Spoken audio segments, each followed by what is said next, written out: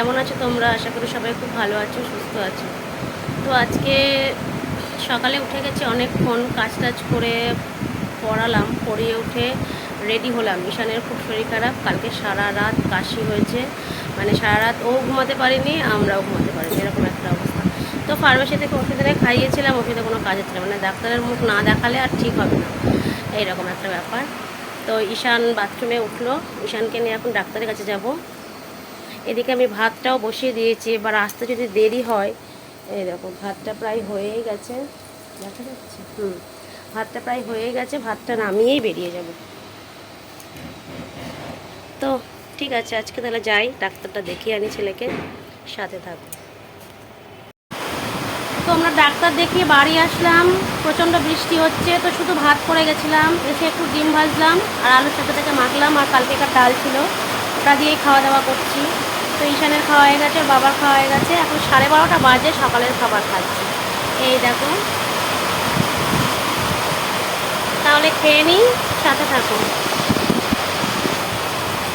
তো এখন বেজে গেছে কটা বাজে, 2:20। তো রান্না বলতে একটু শুধু ডাল করলাম, ও দাদু শুধু ভাত নিয়ে চলে গেল, বাড়িতে কারো কাছ থেকে তরকারি নিয়ে খেয়ে নেবে। তো শুধু ডাল করলাম, ও বাড়ি থেকে মাংস দিয়ে পাঠিয়েছে, আর কালকেকার একটু ইলিশ মাছ ভাপা ছিল, ওটা দিয়েই হয়ে যাবে, আর রান্নাবান্না কিছু করলাম না। তো এখন আমি স্নান করব, স্নান করে পুজো দিয়ে তারপরে ওকে খাওয়াবো। তো আবার পরে আসছি।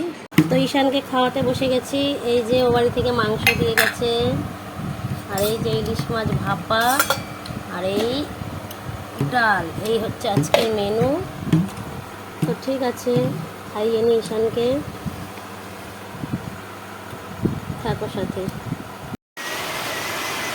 তো এখন 5:30 মতো বাজে, বাইরে বৃষ্টি হচ্ছে, একটু ঘুমাচ্ছিলাম। তো উঠে দেখি ঈশান আর ঘুমায়নি, ঈশানের কাশি হচ্ছে বলে, দেখো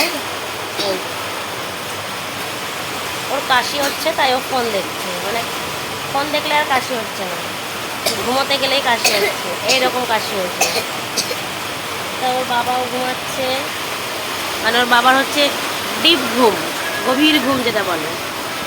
তো আজকে সন্ধ্যাবেলা মামার বাড়ি থেকে ফোন করেছিল বৌদি, মামার বাড়িতে একটু পিকনিক মতো আছে, যাওয়ার কথা বললো, কিন্তু বৃষ্টি যে হারে হচ্ছে যেতে পারবো কিনা জানি না।